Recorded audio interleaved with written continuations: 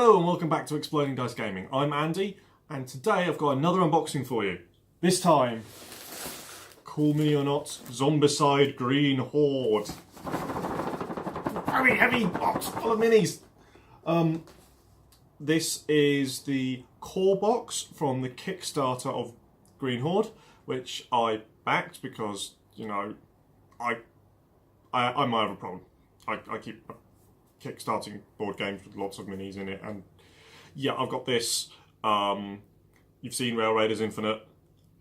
I haven't done anything since I unboxed it. I've just been looking at the models and the cards, and yeah. Anyway, and I've got Resident Evil 2, the board game, coming soon, some point when they do it. Which reminds me, I must go and do another thing for that. Don't forget to answer your surveys. Anyway, so knives at the ready. Let's get into the box. So now here we are at box cam. Still quite wobbly. I need to get a better tripod. Anyway, basically, I just thought I'd show you this. I cracked open the box it was posted in, and they've put in some foam inserts to not only protect your box from damn it in transit, but any knife-related incidents, because, you know, everyone's done it. They've put the knife in, slide it in, and then they realise they've just cut their shut thing. It's happened to everyone. It's not a new thing. So let's get rid of that stuff. Let's take a look at the box. What's a box? Anyway, it's a box. And we, as usual, some beautiful artwork. On the front, there we go. We've got you know, the new characters as usual, surrounded by zombie orcs. And if I turn it around, the contents. We have in this box York Abomination, the Orc Necromancer. At least I think he's an Orc Necromancer. So the Necromancer for the thing. Walkers, runners, fatties, that's what they're called. It's not a discriminatory term. They are termed as fatty zombies. We've got our 6 characters and the new toy for this. Well, not just for this, but the new toy for, big toy for this box set. A trebuchet. Yes, I'm going to say trebuchet instead of catapult because it's a trebuchet. It doesn't. It's got a sling. It can throw a rock for over 300 yards. Castles beware. Also, you've got your cards, your game tiles, 9 double-sided game tiles, your 6 dashboards, all of that stuff. So now, very carefully. Actually, let's read this. The zombie plague knows no frontier, and now our old orc foes have fallen. It's no longer a matter of us versus them. It's a matter of life versus death. Orc zombies are now crossing the border, forming a green horde to bring about the end times. Like the end of times. The end times was a GW thing. But their dark masters, the necromancers, forgot something in their evil plan. You! As a group of strong-willed survivors, you're not the type to run in the face of death. Unite! Take arms! And repel the horde with extreme prejudice! Bring your crossbow, sharpen your best axe, and ready your fiery spells for the few, the brave. It is time for Zombicide!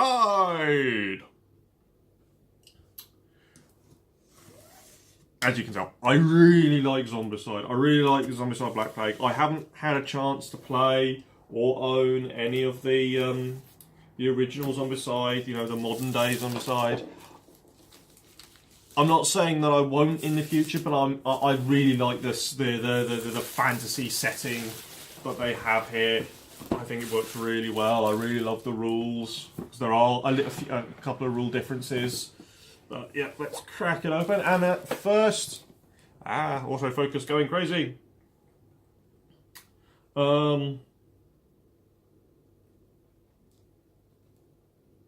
Okay. The first we are presented with the rules and quests in American. I will do my best to translate. I'll just have a quick flick through before we get too far. Cool. So our 6 heroes are Asim, Berin, Selly, Rolf, Johannes, and Megan. Okay. I'm gonna have to do really well to paint the orc runners, because they don't look. They look a little bit different. Well, they don't look quite so different from the walkers. The runners in Black Plague were quite easy to discern because they were the ones that looked like they were flat out sprinting. These ones not so much. Our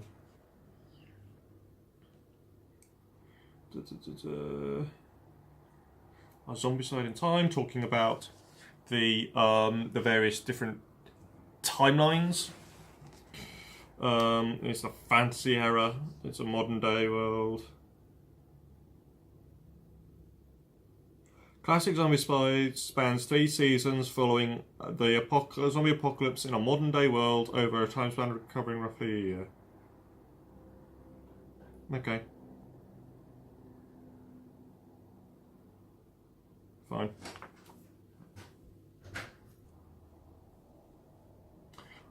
Moving on, we have a sticker. They must have changed the box layout in the the tray layout in between the time of printing the box, the pizza box, and doing everything else. Sometimes it happens. Anyway, this is the infamous pizza box. Ooh, that's interesting. I wonder what these are for. Plastic box trays. I'm sure we'll find a use for this. The infamous pizza box with our heroes. Come on, autofocus. There we go. Contains everything you need to play. Well, certainly all of the cards and characters and sheets and stuff. So we have tokens. These are your trackers, and so you remember which hero is yours, and trackers to go for your thing. And with character cards on the side, we have 6 D6, a great big stack of cards, which will go in sideways because then it's easier to pick up. We have, ooh, these are pretty. Let's start with the Orc Abomination, because the monsters are always the coolest. The Orc Abomination, he is a chunky dude.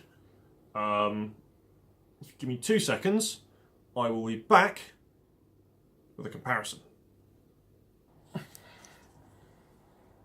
So, that's the Orc Abomination. Its actual name is Orc Abomination, but I'm going to call it Orc Abomination because it's easier to say. But that's and cooler. That's the Orc Abomination, and this dude is the Abomination from the regular Black Plague set. Hulk be tiny compared to Orc Hulk. Orc Hulk be good and chunky. As always, looking forward to painting these guys. Painting all of them.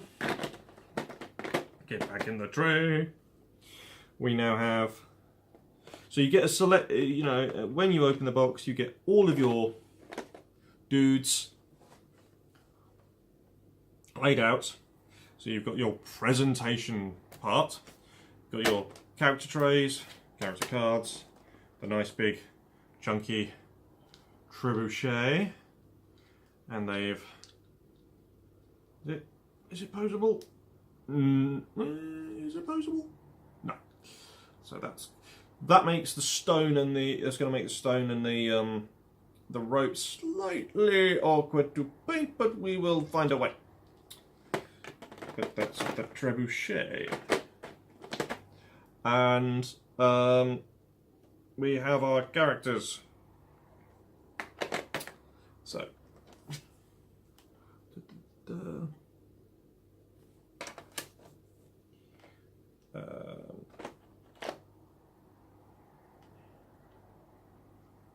We have a Conan-esque barbarian, or generic barbarian, if we couldn't see, you know, the savage man with a sword.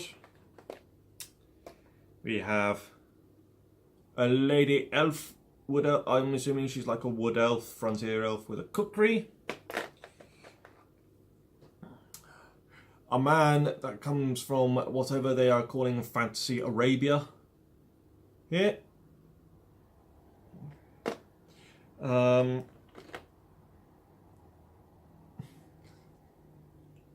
dwarf. Big old angry dwarf berserker king thing. A human with a giant crossbow. I appreciate that.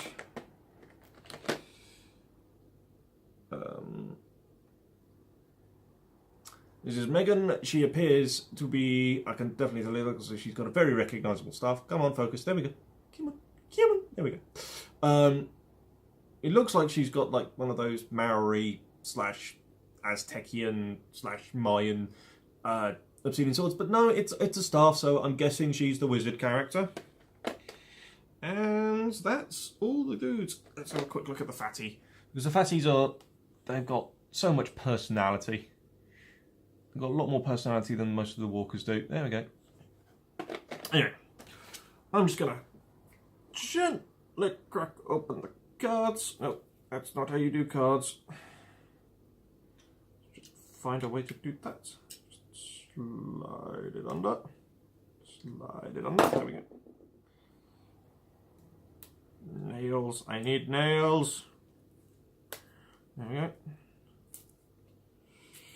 Right.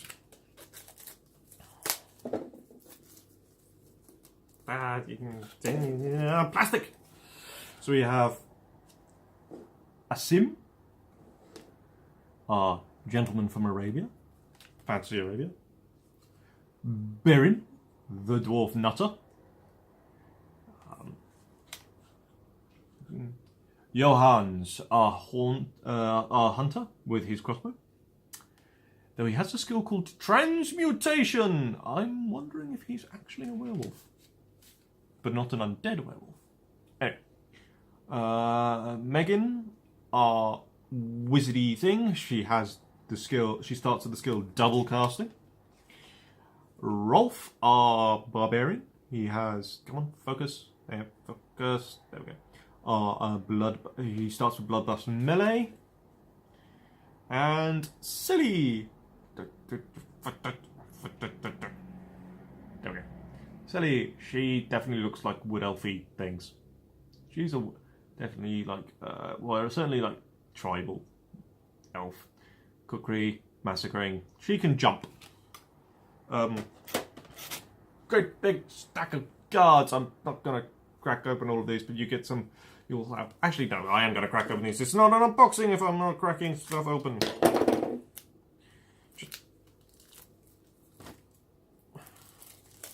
Right, we have some starting equipment. So you can see that. So you get some standard short swords. Ooh, a spiked bow. Just get a short bow in the other core game, but spiked bow, that's pretty cool. Starting equipment. It's range 0 or range 0. It doesn't actually. Maybe it does two things. Okay, I'll have to try and remember that. The Norse sword. There's 2 damage to start with. Okay. Telekinetic blast is the starting spell instead of like fireball, I believe. And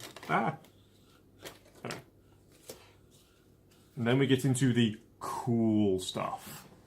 The cool stuff is these blue cards. They're vault treasures. So they are the random, powerful cards. We only got like 2, 3 of them in the first core game. And as some of the expansions, like Wolfsburg and like NPC zombies and NPC 1s. I need to pick up NPCs 2s if it's come out. And some of the other box sets have added more vault cards and more stuff. But you've got like stuff like bone cookery, the bone swords, the dwarven axe, which is a 6 dice attack. Whoa! It's on 5s, but it's still, yeah. I'm sure you could. Vault gain 2 plus 2 bonuses, bone cookery. Okay, so these are synergy vault items. So you can't equip them unless you're in the yellow danger level. So it means you have killed at least 7 zombies. So if you equip both of them, you can make the bone sword a dice 4 2 damage weapon that hits on 3s. That's nice. Dwarven axe is pretty nice. 6 dice, but if you roll a 6 to hit, so 50-50 chance if you hit, it's going to be able to do 2 damage. Lava bursts, steel, which is a really nice combat spell because it has a 1 in 6 chance of becoming a Dragonfire, which is like one of the only ways to destroy abominations and boss characters, and clear out an area. War Cleaver, Steel Bow, roll a 6 and you get an extra die melee, so you get to you roll a 6, you get to roll it, add another dice. Arrows, Vaults, the Survivor. For the Steel Bow, the Survivor can trace lines of sight through obstacles that don't block movement, like hedges. Okay, so basically you shoot through the new... there's a new terrain feature in Green Horde. Hedges. They block line of sight, but not movement. So they're like half walls.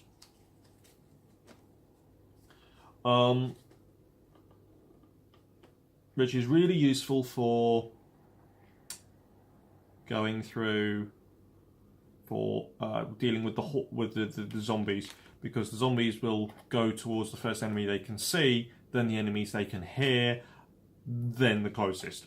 So you can use the hedges to your advantage, so you can do something and hide behind a hedge, and in theory, some zombies on the other side of the hedge won't see you. We've got a card for our trebuchet, detailing how it works.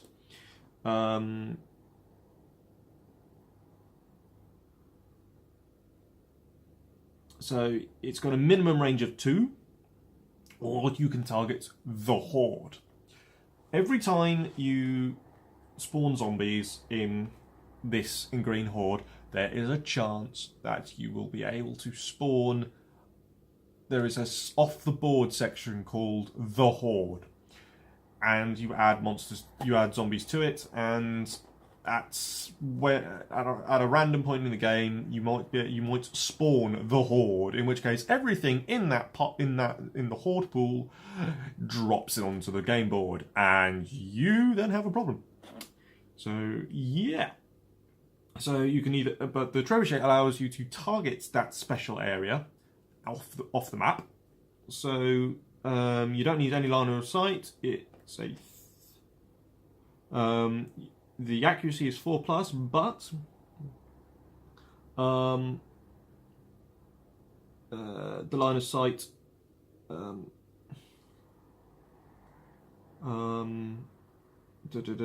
but if someone has line of sight onto the target square, it becomes 3s to hit. It takes an entire... In Zombicide, it takes 3 actions to fire. In Zombicide, you have each turn, a survivor has 3 actions. This takes your entire turn. So it takes 3 actions to fire, or 3 actions to move it 1 space. I'm going to have to see how that sort of works with things. So it's got 3 types of shot. So you've got some interesting... Here's the search card. So you've got ambushes, apples. Various interesting items, extra weapons that you can search for and stuff, like dragon bile and spells and hammers and falchions. or falchion. So these are all the stuff. These are the regular weapons that you'll be looking for when you just search rooms and treasure chests and all of those cool things. And then, struggle. So that's the deck of cool stuff. This is the deck of death. Deck of death. This. Yeah. This is the zombie deck. These are what spawn zombies. So for this card here, it's called Assemble the Horde. If you're at blue danger level, which means that everyone is at blue experience, which means they've killed less than 6 zombies, or no, less than 7 zombies, sorry, nothing happens. However, if one player has killed 7 zombies, then the game automatically goes up to the yellow danger level. At this point, this card will spawn 4 orc runners, and then, which is the same against pretty much. If it's at orange, you get 5 walkers. Is that a walker? Yeah, 5 walkers. Red level, 2 fatties. However, and this is the cards are very different numbers, that sort of thing. But what's new for Green Horde is this number here. This number here is the Horde. So what you do is you take that number there and take what type of zombie it is and add it to the Horde. So in this case, at yellow danger level, you add 1 runner to the Horde. And then somewhere, in this case, it's the last card. Enter the Horde. All zombie miniatures contained in the Horde spawn in the zone. Don't spawn more zombies in the building. The spawn zone, the spawn step ends here. So yeah, when the Horde comes in, that's it. Nothing else gets spawned that round, which sometimes can be a blessing, but it does generally mean you've got a great big pack of zombies going on. So there we go. That's the pizza box with 72 miniatures. Look at all that green plastic. I really like the fact that they've differentiated the orcs from the normal zombies in just terms of they're green. They've been cast in a green plastic opposed to the regular grey plastic from Zombicide Black Plague and Zombicide Wolfsburg, or Black Plague Wolfsburg expansion, because if you can't tell the difference between a dog and a normal human zombie, then you kind of got problems. Sorry, wolf. Or wolves, with a Z, because Zs are cool. But I do like the fact that these guys are green. It just gives them a little bit more personality. If you don't paint them, I'm going to paint them. So I'm going to tidy this all up later, because the video is more important. Anyway, let's finally have a bit of a crack open these cards. So let's find the bubble. There's the bubble. Pop the bubble.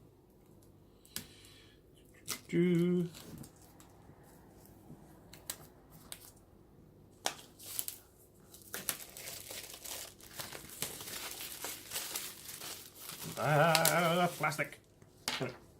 So we have 2 punch boards showing hedges, barriers, objective tokens, spawn zone tokens, Dragonfire and magical thing. We've got the first player, Rotten, and there's a special zombie token. I completely forget what that does. Doors. So, lots of doors. So we've got 2 punch boards of that. We've got 2 maps. Some of these maps have hedges built in. Some of them you add extra hedges to, depending on the scenario. Cabbage field. So because this seems to be a much more Black Plague seemed to take place in a much more urban environment, you know, like a large city, like the capital of a kingdom and stuff. Green Horde, just by going by the artwork, is much more countryside, a little bit more rural. So that doesn't really affect the gameplay much, apart from, you know, the hedges and the water maybe, but because, you know, there's the flooded sections. So yeah, water might come into play. Maybe moving through that makes noise. Like I said, you've just seen me unbox it. I haven't even looked at the rules yet.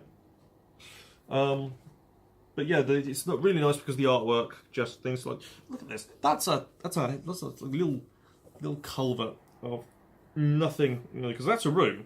That's a room in that corner. You've got massive hedge maze thing. Anyway,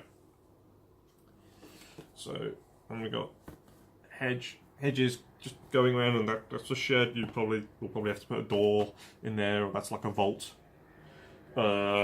Spawn point, crossroads with water. So yeah, so apparently in the